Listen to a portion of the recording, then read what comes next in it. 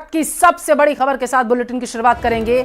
America कभी भी Iran पर बहुत बड़ा हमला कर सकता है। दरअसल अमेरिकी राष्ट्रपति डोनाल्ड ट्रंप ने कहा है कि हमारे जंगी जहाज ईरान की तरफ लगातार आगे बढ़ते जा रहे हैं और इसके साथ ही उन्होंने ये भी कहा कि अमेरिका और ईरान के बीच बातचीत लगातार जारी है। आगे भी बातचीत जारी रखने की योजना जरूर है, लेकिन ट्रंप ने सख्त लहजे में चेतावनी भी दी कि अगर अमेरिका के बेहद ताकतवर युद्धपोत ईरान की ओर बढ़ें, ट्रंप ने साफ कहा है कि अगर इन जहाजों का इस्तेमाल ना करना पड़े तो ज्यादा बेहतर होगा, लेकिन जरूरत पड़ी तो अमेरिका पीछे भी नहीं हटेगा।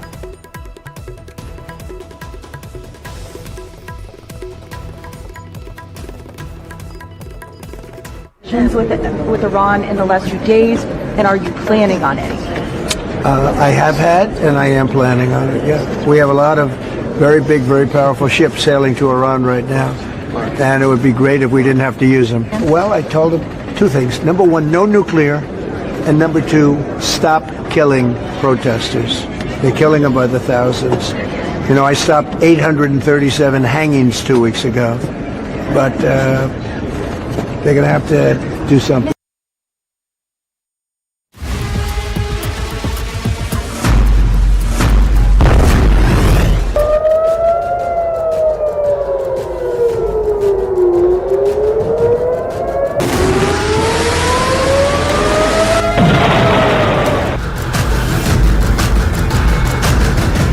पश्चिम एशिया में विध्वंसक जंग का काउंटडाउन।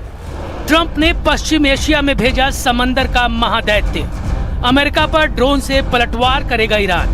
पश्चिम एशिया इस वक्त बारूद के ढेर पर बैठा है। ऐसा इसलिए क्योंकि अमेरिका और ईरान के बीच तनाव अब सिर्फ बयानों तक सीमित नहीं रहा, बल्कि समंदर में युद्ध की सीधी तैयारी शुरू हो चुकी है। अमेरिकी राष्ट्रपति डोनाल्ड ट्रंप ने दुनिया को साफ संदेश दे दिया है कि ईरान के खिलाफ अब कोई नरमी नहीं बरती जाएगी। इसके लिए ट्रंप ने अब यूएसएस अब्राहम लिंकन के बाद अमेरिका का दूसरा सबसे ताकतवर नौसैनिक बेड़ा ईरान की तरफ रवाना कर दिया है।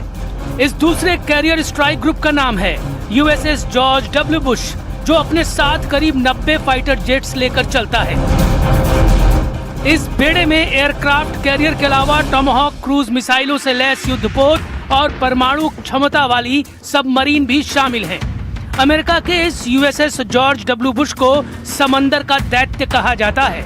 वॉर एक्सपर्ट्स के मुताबिक USS George W Bush carrier strike group अकेले ही किसी देश की पूरी सैन्य क्षमता को तबाह करने की ताकत रखता है। और अब ऐसे 2 तैरते एयरबेस ईरान के बेहद करीब अमेरिका तैनात कर रहा है। 30 to 40,000 American troops stationed across 8 or 9 facilities in that region. All are within the reach. Theoretically, not theoretically, in reality, all are within the reach of an array of thousands of Iranian one-way UAVs and Iranian short-term ballistic missiles, short-range ballistic missiles that threaten our troop presence. We have to have enough force and power in the region, just on a baseline, to defend against that possibility. That at some point, as a result of something, the Iranian regime decides to strike at our troop presence in the region. The president always reserves the preemptive defensive option. In essence, Donald Trump ने इस सैन्य तैनाती के साथ Iran को एक बार फिर deal की धमकी दी है। ट्रंप की इस डील का मतलब साफ है, वो ये कि ईरान बिना शर्त अमेरिका की सभी शर्तें माने और अपनी परमाणु महत्वाकांक्षा को छोड़ दे। ट्रंप का कहना है कि ईरान के पास बहुत कम वक्त बचा है और अगला हमला पहले से भी ज्यादा भयानक होगा। दरअसल अमेरिका को दूसरा एयरक्राफ्ट कैरियर भेजने की सबसे बड़ी वजह मिडिल ईस्ट के मुस्लिम देशों का रुख है। यूएई, सऊदी अरब और कतर जैसे देशों ने साफ कर दिया है कि ईरान पर हमले के लिए वो अमेरिका को अपने एयरबेस इस्तेमाल करने की अनुमति नहीं देंगे। कतर का अल हदीद एयरबेस अमेरिकी हवाई अड्डे का नर्व सेंटर माना जाता है, जहां से पूरे मिडिल ईस्ट में एयर स्ट्राइक की योजना बनाई जाती है। इसी तरह यूएई का अल धफरा और सऊदी अरब का प्रिंस सुल्तान एयरबेस भी अमेरिकी हमलों के लिए बेहद अहम रहे हैं। लेकिन अब यूएई, सऊदी अरब और कतर जैसे देशों ने अमेरिका को ईरान के खिलाफ अपनी जमीन इस्तेमाल नहीं करने देने का ऐलान किया। तब अमेरिका की ताकत थोड़ी कम हो गई। इसलिए इस कमी को पूरा करने के लिए अमेरिका अब समंदर में अपने एयरक्राफ्ट कैरियर को अस्थायी एयरबेस के तौर पर इस्तेमाल करने की तैयारी में है। अरब सागर और गल्फ ऑफ ओमान में तैयार ये दोनों कैरियर स्ट्राइक ग्रुप मिलकर ईरान को चारों तरफ से घेरने की रणनीति का हिस्सा है। ऐसे में सवाल ये है कि क्या ईरान अमेरिकी दबाव में झुकेगा या फिर पश्चिम एशिया एक और विनाशकारी युद्ध का गवाह बनेगा।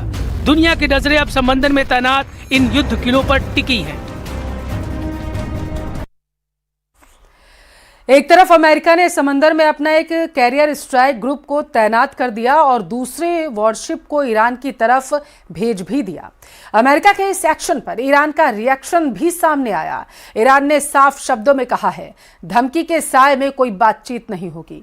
दोनों देशों का यह सख्त रुख इस बात का संकेत है कि मिडिल ईस्ट में जंग की आहट अब बहुत तेज होती जा रही है।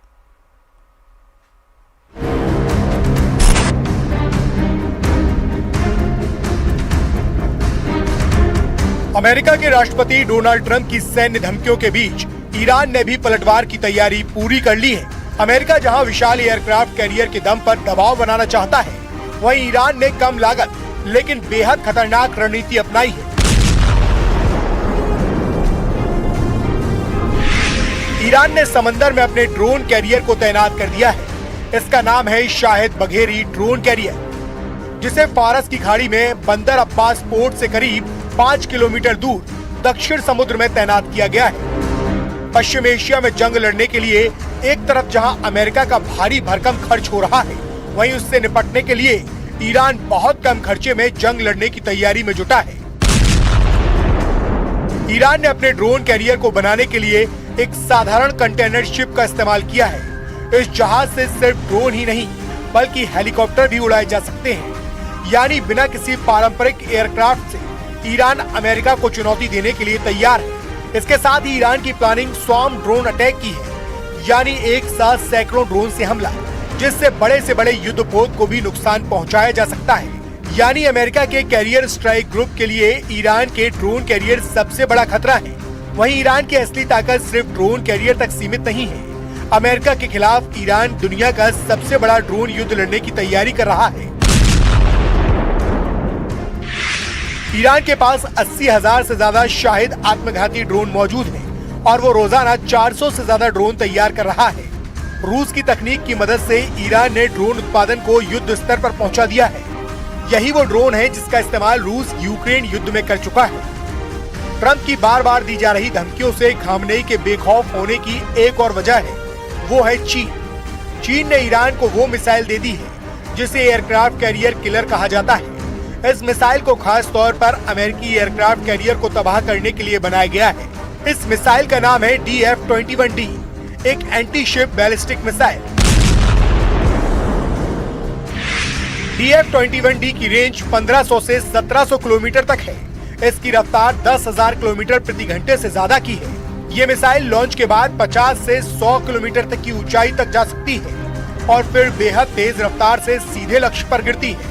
इसे इंटरसेप्ट करना बेहद मुश्किल है और यह सीधे एयरक्राफ्ट कैरियर के फ्लाइट डेक को तबाह कर सकती है। मतलब साफ है, अमेरिका और ईरान के बीच टकराव अब समंदर, आसमान और मिसाइल तीनों मोर्चों पर होगा। दोनों देशों ने तीनों मोर्चों पर जंग की तैयारी कर ली है। यही वजह है कि पश्चिम एशिया एक बार फिर